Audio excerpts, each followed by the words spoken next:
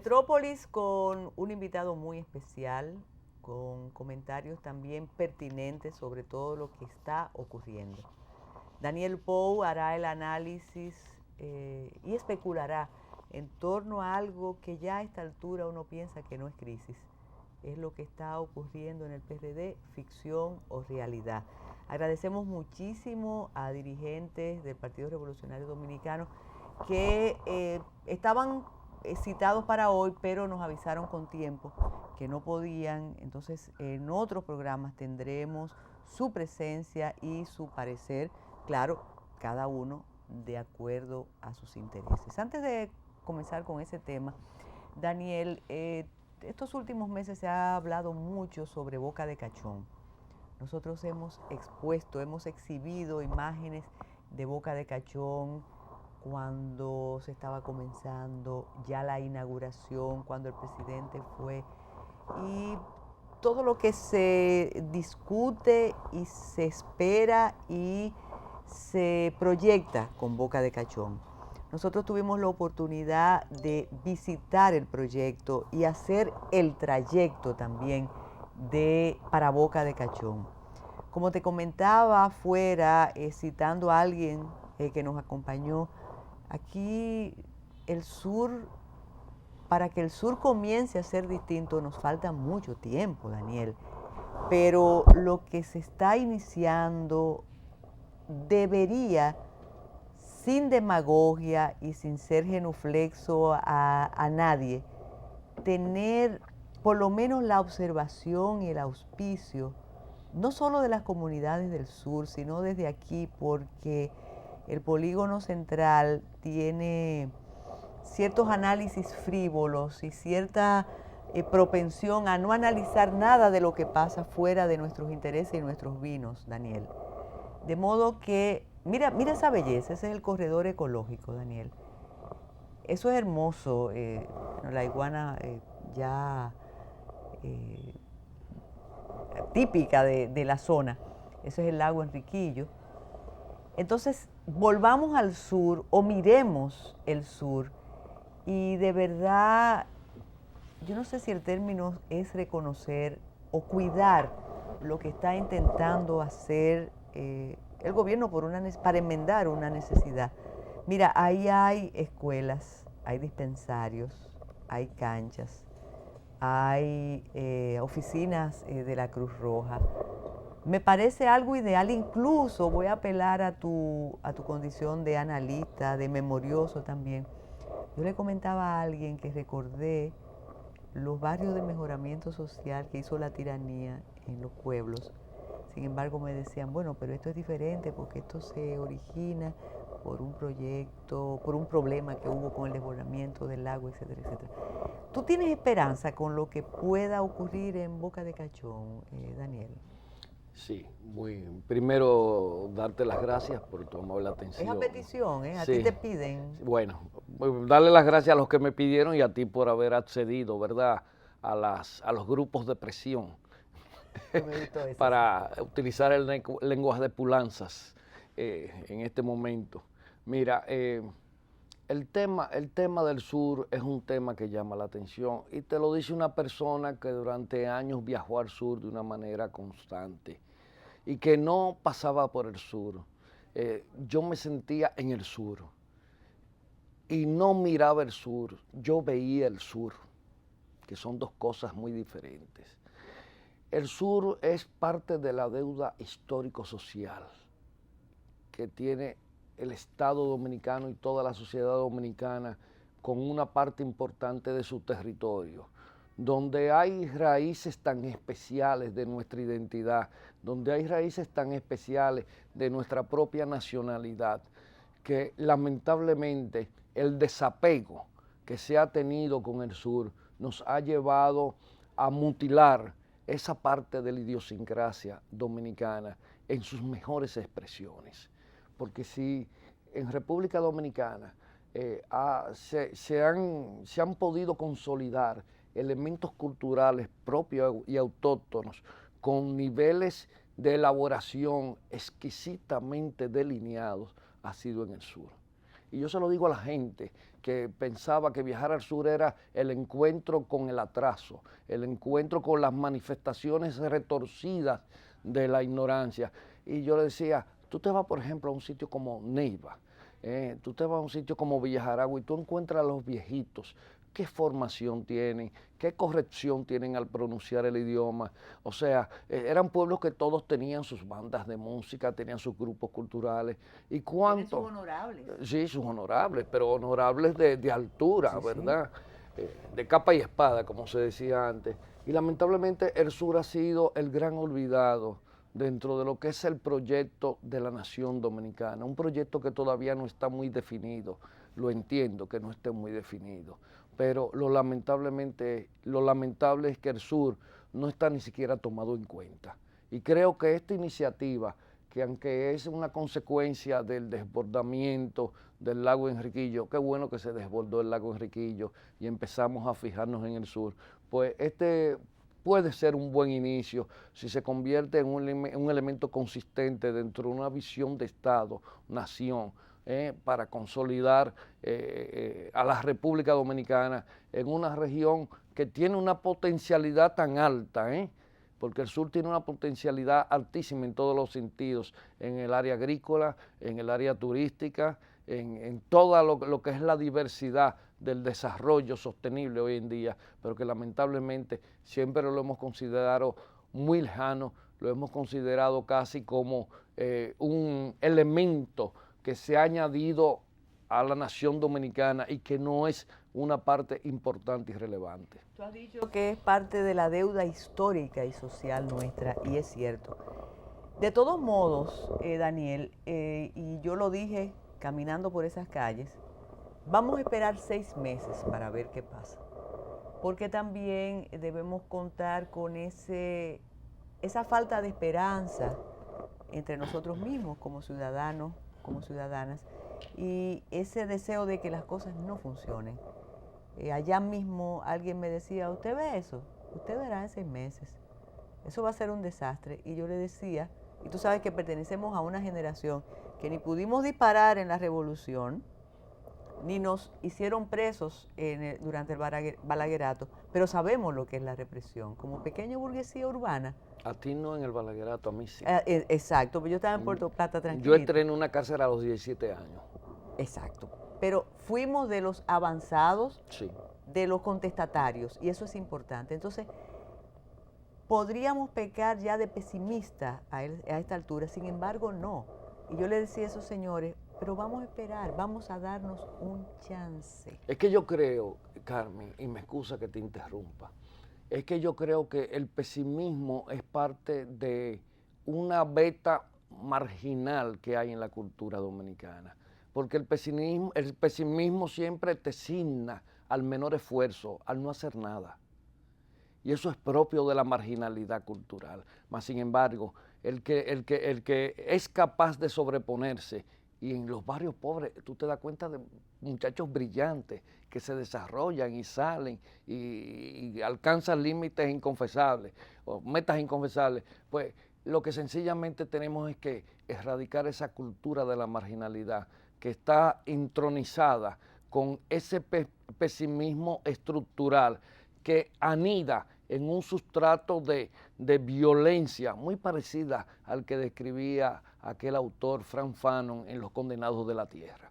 Mira, buena la aclaración de tu apresamiento, porque eso ameritaría ya una especie de, vamos a contarnos los hechos, porque a veces uno mismo se olvida, pero a propósito de la despedida todavía incomprensible de Sonia Silvestre, yo escribía y decía precisamente que ella se convirtió en una vocera de nuestras demandas. Nosotros nos identificábamos, ella era parte de esa generación que de verdad reaccionamos contra el abuso, reaccionamos contra la represión, reitero.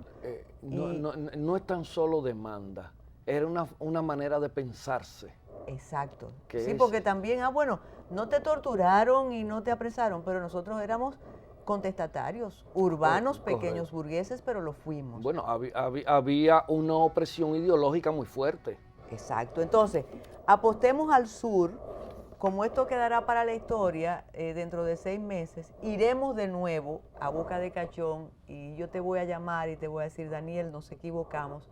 Mientras tanto, la apuesta es pertinente y es un rayito de esperanza para esa zona, y te cito, que es parte de la deuda histórica y social de todos nosotros. Cuando regresemos, Daniel Pou va a explicar qué pasa en el PRD, si es que algo pasa en el PRD.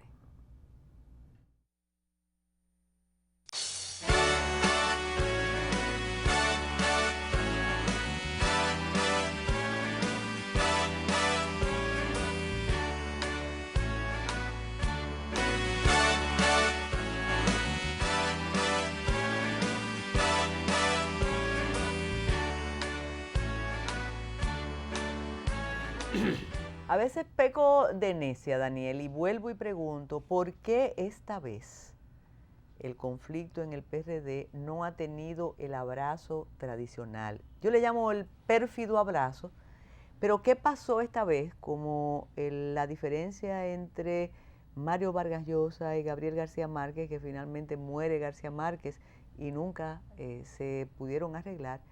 Pero esta vez yo digo, ¿qué fue tan grande? ¿Cuál fue el motivo tan grande que separó a Hipólito Mejía y a Miguel Vargas Maldonado y a los seguidores de ambos? Porque alguien decía en una de estas semanas que era ya un asunto de orgullo personal. Pero este orgullo personal y esta reyerta privada lleva al PRD a ir más allá del sentimiento nacional, aunque hay un grupo que todavía apuesta, que se apuesta al PRD, no importa que esté Daniel Pou o Carmen Inver ahí. ¿Qué tú piensas? ¿Cuál es en este momento la situación en el Partido Revolucionario Dominicano cuando cada segundo cambian los rumores que no las declaraciones? Sí. Bueno, el PRD es el partido de lo intrascendente. Y hay que tenerlo bastante claro. En el PRD todo se ve de a quién saludó Hipólito, con quién se reunió Hipólito, con quién se reunió Miguel. No se ve la política en los términos de lo que son expresiones del poder. Y eso es un problema tradicional en ese tipo de organización. Pero mira, para hablar del PRD hay que poner el PRD en su contexto. El PRD es el último sobreviviente, el último elefante blanco de ese modelo de partidos políticos que surgieron en América Latina a finales de los 50 y los 60 con esos perfiles populistas que lo hacían rodar siempre cercano al poder y que muchas veces cuando se acercaban al poder, el poder los quemaba porque no eran capaces de asumir ni tener el desarrollo suficiente para manejar los resortes del poder. Porque son partidos donde el discurso no tiene contenido. El discurso es un simple valor retórico para tratar de agenciar, para tratar de cohesionar a sectores de la población que, siendo los sectores más desposeídos, nunca vieron en las izquierdas latinoamericanas la expresión de sus anhelos. Y eso hay que tenerlo en cuenta. Pero ¿qué pasa con el tiempo? Con el tiempo la política en América Latina y los partidos se empiezan a volver más modernos. Empiezan los partidos a pasar de la tradición de los partidos abiertos populistas a los partidos corporativos. En el PRD confluyen muchos elementos en medio de esta transición. Y uno de los elementos fundamentales que impide que el PRD lleve esta vez a un feliz término esa gran fisura que se ha producido es la falta de sus íconos tradicionales. Primero sale Juan Bosch, luego muere el doctor Peña Gómez y no hay un liderazgo de relevo. Cacaíto, que se parecía a Peña Gómez y que todo el mundo aspiraba a que iba a ser un gran líder del PRD, hoy en día es un negrito olvidado en el PRD que nadie lo toma en cuenta. ¿Por qué? Porque el PRD dejó de ser eso, dejó de ser la expresión matizada de sectores populares. para convertirse en una confluencia cuasi corporativa de grupos de intereses económicos, donde la mediación de lo político tiene muy poca robustez. Pero Daniel, sin embargo, esa élite PRDista pertenezca a un bando o a otro, tiene que contar con esa masa fiel que tú graficas con Cacaíto, ese pueblo que durante generaciones se siente orgulloso del Hayo, del Buey que Majala, de Peña. ¿Tú crees que en el siglo XXI y ahora esos símbolos y ese enganche emocional con el PRD lo pueden lograr Abinader, Vargas Maldonado, Hipólito, Guido y otros dirigentes que apuestan a ganar en esta crisis? Mira, lo que pasa está que la historia no es lineal. La historia está llena de accidentes. Y en el demiurgo, en el desarrollo histórico, hay un elemento que se llama caducidad histórica.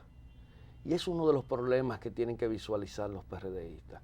Cuando tú coges hoy en día el padrón electoral de República Dominicana, y eso te lo digo porque en las pasadas elecciones yo hice un análisis que discrepó con mucha gente y que al final de cuentas tuve razón. Incluso yo fui tan atrevido a decir, después de este proceso electoral viene el hecatombe para los partidos políticos. Está ahí, tú lo googleas y lo encuentras. Ave de mal agüero Daniel Pou, ¿verdad? Pero justamente cada cual tiene que jugar su papel en función de su visión. ¿Qué sucede? ¿Qué sucede en el PRD? Esta transición de estos partidos populistas abiertos a la transición de partidos corporativos se da en el PRD sin la robustez necesaria de un liderazgo y una clase política para entender cómo debe producirse.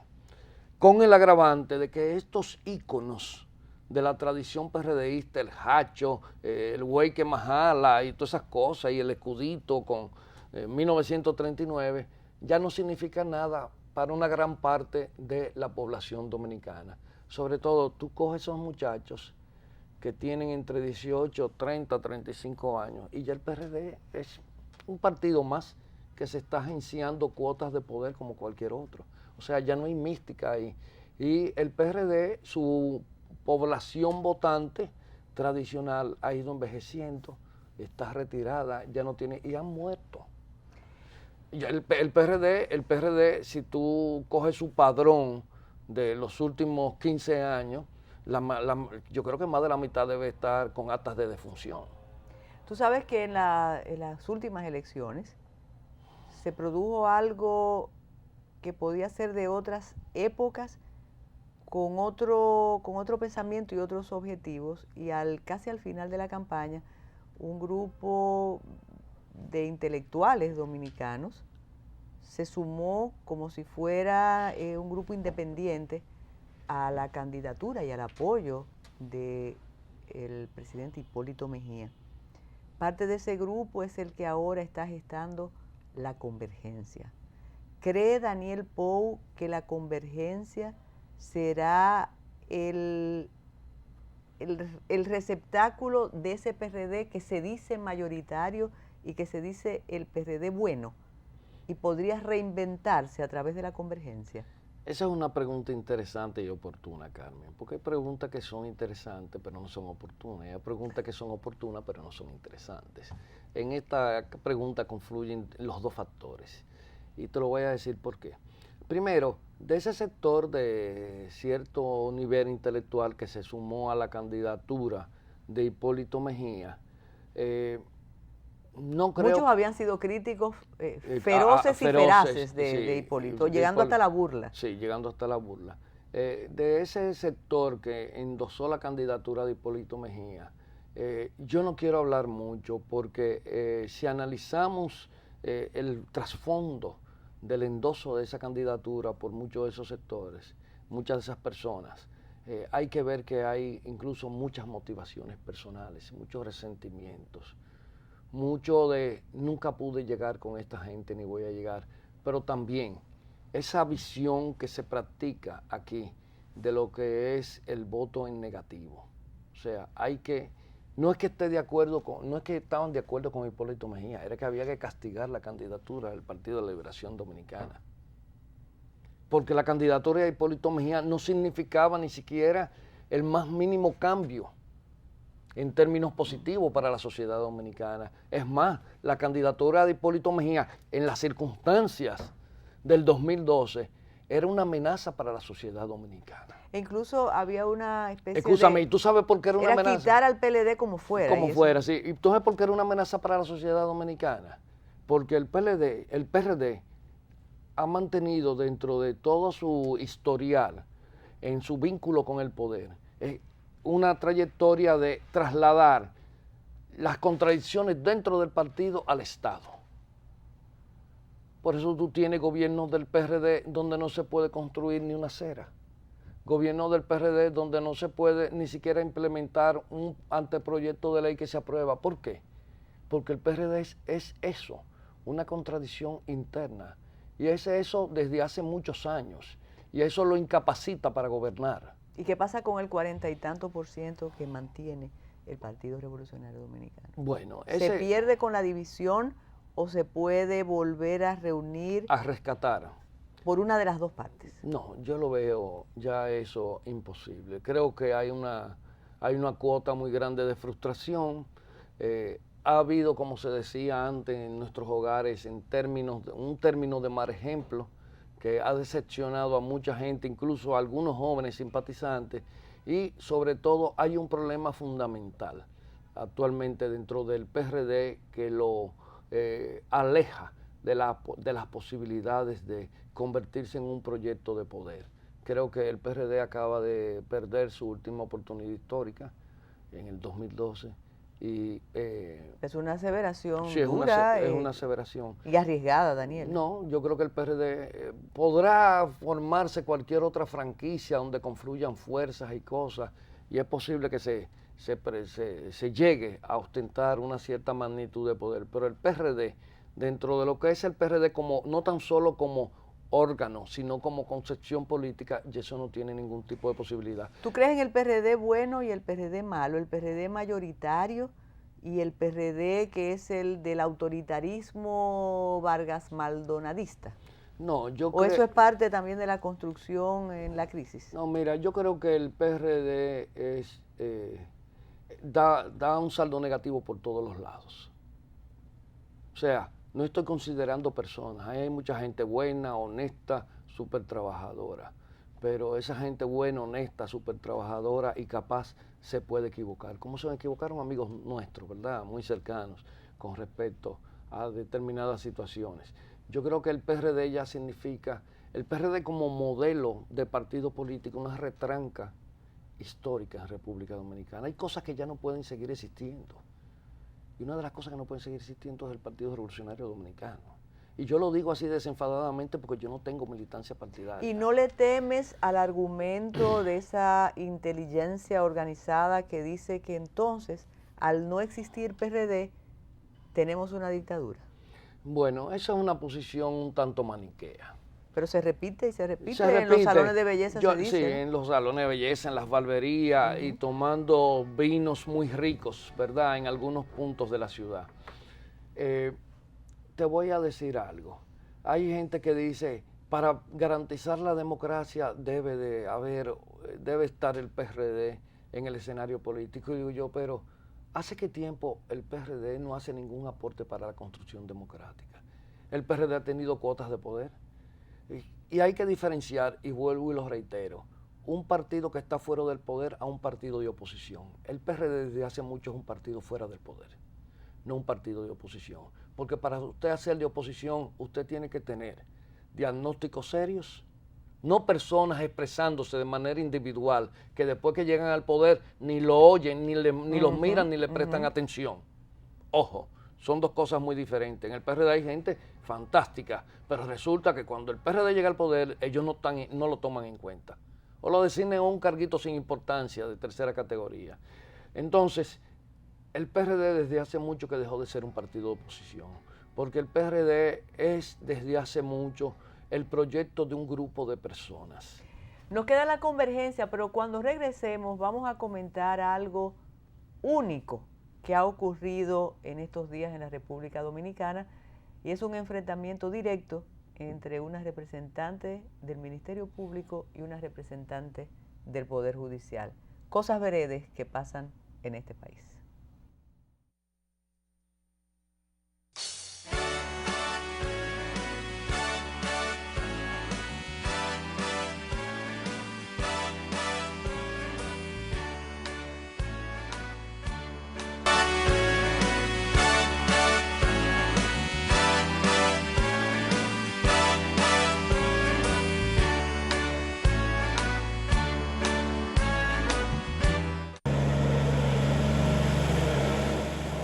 En la tierra de Limón de Yuna, el cultivo más fértil es el arroz.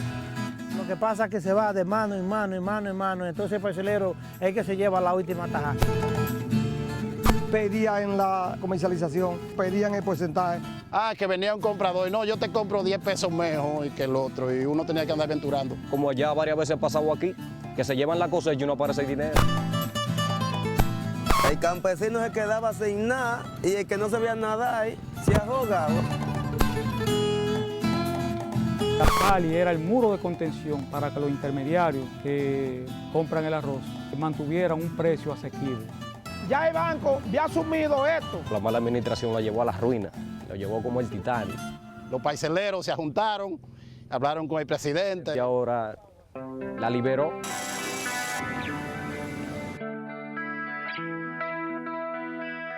Y pudimos lograr que el banco no vendieran esta monstruosidad.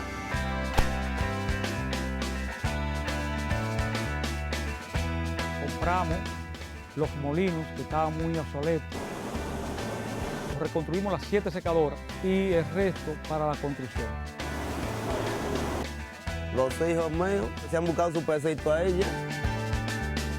Directo, hay unos 16 empleados. Indirecto, tenemos más de 40 gente que están llevando la comida a su casa.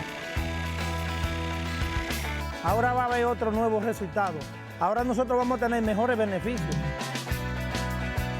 La PALI agrupa a unos 150 productores activos y en proyección unos 2.000 productores.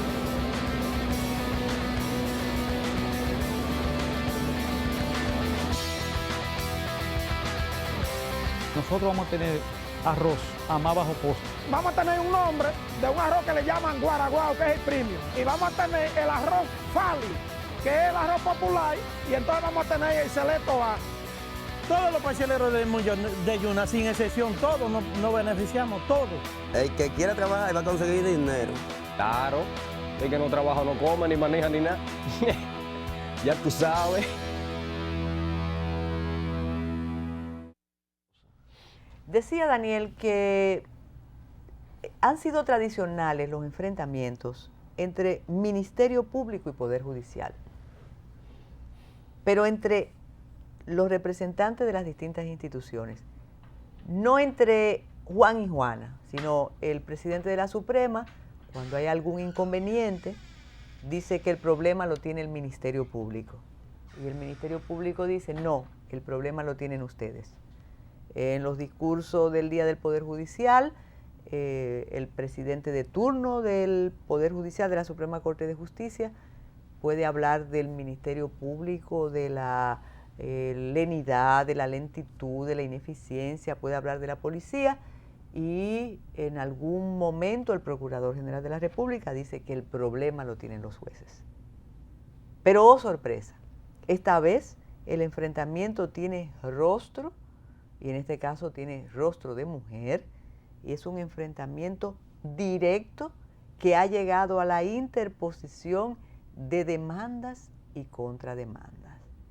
Tú hablabas fuera del aire de tu edad y de tu experiencia, más por estar de fresco en situaciones específicas, pero creo que puedes tener memoria, y ahí yo la tengo también. Yo no había visto un enfrentamiento como este, que por demás prohija que olvidemos la razón del proceso, que es Víctor Díaz Rúa, y nos centremos en el enfrentamiento entre Jenny Berenice Reynoso, la honorable representante del Ministerio Público en el Distrito Nacional, y la magistrada Cristo. Ahora el deleite es decir, quién da primero, quién da después, quiénes representan a la magistrada Cristo, quiénes son sus abogados. Uno de ellos es Carlos Balcácer, por ejemplo. ¿Quiénes son los abogados de Jenny Berenice Reynoso? Uno de ellos es Laura Acosta Lora. Entonces, nos perdemos en eso, que si la fiscal, y es cierto, tiene licencia para decir lo que quiera en estrado, y más que fue a puerta cerrada, y la representante del Poder Judicial también tiene derecho a sentirse agredida. Aquí hay dos instancias que son las perjudicadas, aparte de nosotros como ciudadanos y ciudadanas, y es el Ministerio Público y el Poder Judicial. Ha salido lo que se cocina ahí adentro de una manera inoportuna, imprudente, innecesaria. Tal vez inoportuna no, y quizás inoportuna sí, porque echa de lado a un caso que es el caso central para ventilar un problema entre dos actores del sistema de justicia. Mira, Carmen, antes de ayer hablaba con alguien y le decía que en nuestro país hay un terrible déficit de separación de poderes, pero un exceso de desarticulación del Estado. Y cuando hablo de exceso de desarticulación del Estado, porque todo el mundo sabe que la policía acusa al Ministerio Público de lenidad, el Ministerio Público acusa al Poder Judicial de inoperante, y así todo lo que tiene que ver con el sistema de justicia se asigna a su actor más inmediato como defectuoso e ineficiente. Y eso es parte de un problema estructural del Estado dominicano, donde las cuotas de los protagonismos, el ansia que crea la política a través del aparato institucional en sus puntos más neurálgicos, como es el sistema de justicia en República Dominicana y el gobierno de la seguridad en República Dominicana, ha sido un festín que ha tendido más a arraigar el clientelismo que la profesionalidad. No estoy queriendo endilgarle ninguno de estos defectos a la magistrada Cristo, a quien no tengo el gusto de conocer, y tampoco a mi querida, sí muy conocida, magistrada Jenny Berenice Reynoso, quien siempre me ha parecido una mujer valiente, correcta y capaz, como el que más de los abogados en República Dominicana. Jenny Berenice tiene una cabeza muy bien amueblada en este país. Y yo siempre he pensado que personas como Jenny Berenice Reynoso, involucradas en el sistema de justicia en República Dominicana, en cualquier momento pueden saltar, porque nuestro sistema de justicia tiene muchas carencias. Yo decía, Daniel, que este enfrentamiento permitía que olvidáramos el caso Díaz Rúa, pero también el enfrentamiento nos permite obviar, o no nos debe permitir obviar, la denuncia tan seria que hace la representante del Ministerio Público, Jenny Berenice Reynoso, en contra de la magistrada Cristo. Y no esta vez, es que ya desde hace meses, según declaraciones aparecidas en la prensa de ayer, la magistrada Jenny Berenice Reynoso había asignado comportamientos inadecuados y manejos inadecuados de parte de la magistrada Cristo. Incluso ella habla de una intercepción de una llamada donde involucran a la magistrada Cristo en un asunto de prevaricación y de complicidad, si tú quieres ser hiperbólico, con el narcotráfico. Entonces eso sí es grave, es decir, estamos encubriendo o esto está permitiendo que salga mucha pus. Correcto, incluso por la propia elección de su abogado se han suscitado muchos comentarios en las redes sociales en el día de hoy. Y todos sabemos, creo que el que tiene dos dedos de frente entiende lo que estoy diciendo. Entonces, hay una situación que definitivamente en República Dominicana requiere una solución definitiva. Y es el principal problema es despolitizar el sistema de justicia. Eso es una de las primeras cosas.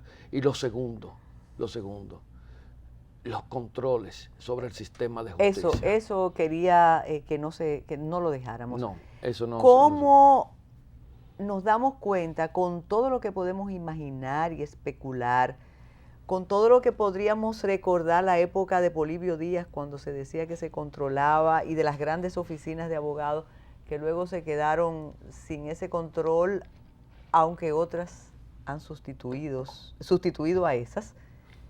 Óyeme, entonces no hay vigilancia, No. ni en el Ministerio Público, ni en el Poder Judicial. Aquí no hay vigilancia en ningún lado, porque aquí no hay lo que se llama en término inglés el accountability, rendición de cuentas. Aquí la gente cree que es rendición de cuentas, que un día se aparece un señor y dice todo lo que hizo, pero sin explicar el nivel de eficiencia que hubo. Pero hay un Consejo del Poder Judicial. Bueno, pero la Suprema debe vigilar el proceder de sus miembros. Pero nosotros tuvimos un Consejo del Poder Judicial que avasalló en un momento a gente tan meritoria como Miriam Germán Brito para meterle esposa a un dirigente político en la Suprema Corte de Justicia. O sea, avasallar a Miriam Germán Brito en este país, que ha recorrido... Que no necesita defensa. No necesita defensa, que ha Sí. recorrido el sistema judicial para poner la esposa de un dirigente político y garantizar que un helicóptero colibrí que apareció en manos, propiedad de un chofer, no emergiera en un expediente criminal. O sea, yo no puedo confiar en ese consejo. ¿Por qué? Porque ese consejo está formado por políticos, por gente que atienden al tema político partidario, no por gente que atienden al tema de la necesidad institucional del Estado Dominicano, de la legitimidad propia que debe tener el Estado Dominicano. Y ahí volvemos a un rincón de un tema muy, muy manido.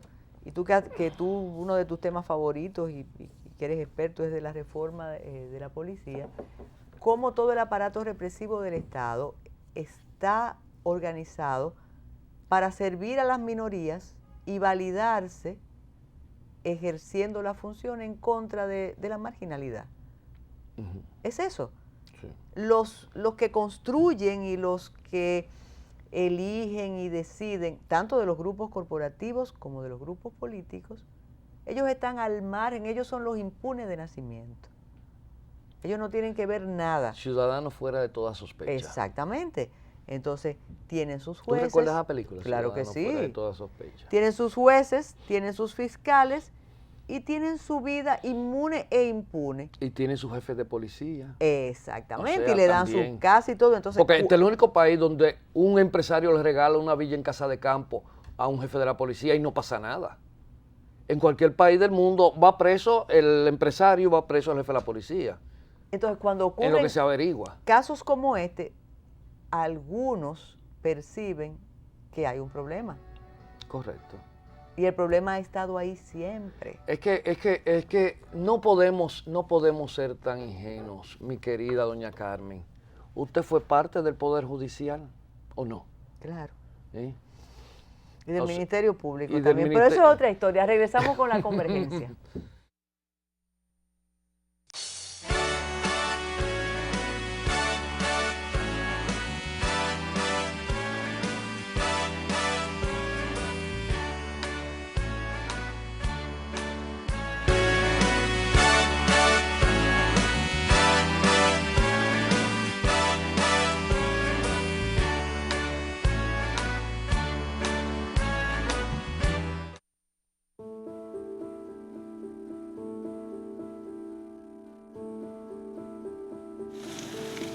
La caficultura en esta comunidad hace un impacto social, ecológico y económico.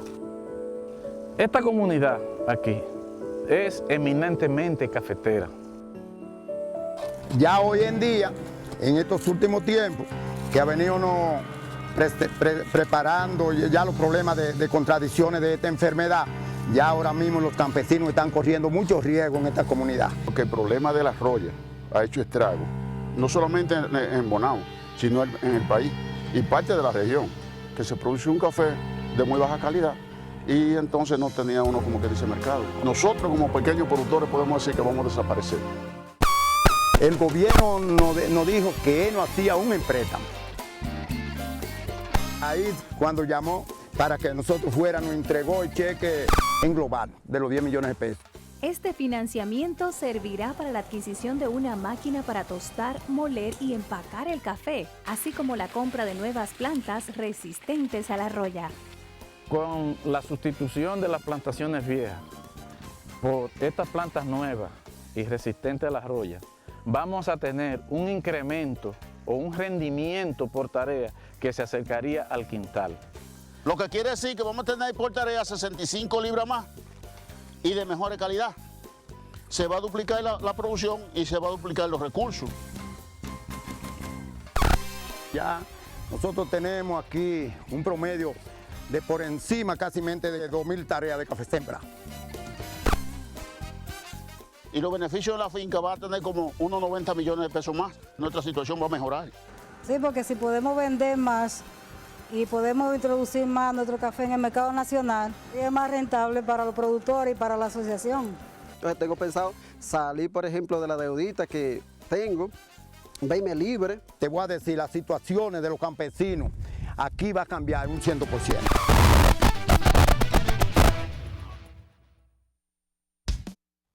Y decía que se queda la convergencia. Y si tú no tienes respuesta ni análisis para la convergencia, te vamos a secuestrar.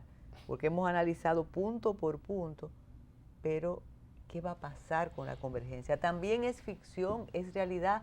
¿O la convergencia va a demostrar que sí se puede y que todo lo que tú has dicho se resume en una nueva fuerza que sí puede en contra del candidato del PLD, sea cual sea, hasta mira, tú que vayas por el PLD? Sí, mira, no, yo no voy por nadie. Yo creo que a nadie se le ocurre en este país inscribirme en una boleta, definitivamente, a partir de que yo no lo aceptaría.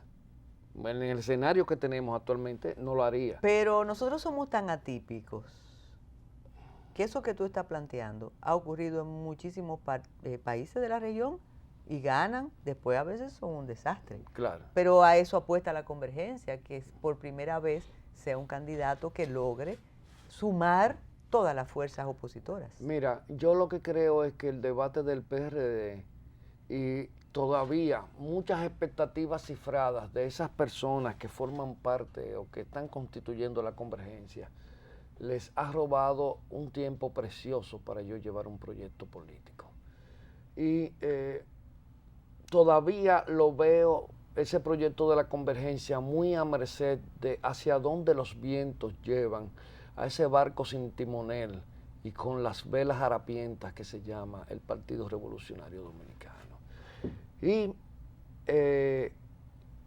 también veo que hay como muchos elementos a tomar en cuenta de parte del grupo que auspicia la convergencia, de lo que sucede en el PRD para ellos tomar ciertas decisiones.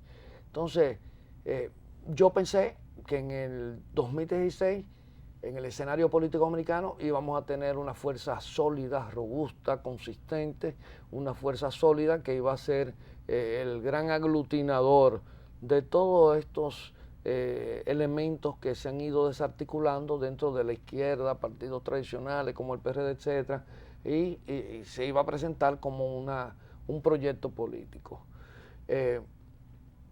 Un proyecto político que por el momento me parece que está integrado por muchas asimetrías, tanto en intenciones como en concepciones, para que pueda tener un resultado vistoso en un futuro tan cercano como el 2016. Entonces, ¿tú no crees en ese fenómeno social que podría provocar la presencia de tantas buenas intenciones en la convergencia y escoger un candidato que sea entre Fujimori y Chávez? No creo que la convergencia pueda en el 2016 desarrollar ese papel, quizás en el 2020, porque en el 2016 a mí me apetece imaginarme un escenario político muy diferente que va a sorprender a mucha gente. Y esto lo he comentado en privado, un comentario muy personal y que en algunos momentos lo he insinuado. Pero que sepa el público que tú descartas la reelección, ¿o no? No puedo certificarlo. Lo que sí el público quiero que sepa que ese estatus de partido reconocido que mantuvo en las elecciones del 2012 el Partido Reformista es un bote de salvavidas para una candidatura política que necesita para poder mantener su vigencia histórica un partido que lo lleve como candidato político. Y eso va a representar un fenómeno interesantísimo, es mi visión, para el 2016. ¿Tú crees en el Partido Reformista todavía? No creo en el Partido Reformista. El Partido Reformista es una estructura legal. Aquí no estamos hablando de partido en términos orgánicos. Yo hablo de la legitimidad. Hubo alguien que maniobró en el 2012 para que el Partido Reformista sacara un 5.6% de la votación, cosa que era totalmente irracional. Y esa inyección vino de una fuerza política externa. Y esa inyección que fue inducida desde una fuerza política externa fue con miras a una candidatura del 2016 y a una posible crisis interna de alguna organización. Bueno, Daniel, todo lo que tú has dicho hoy va a servir para preocupación de muchos y de muchas. Ustedes, como siempre, con Metrópolis nos seguirán acompañando. Gracias.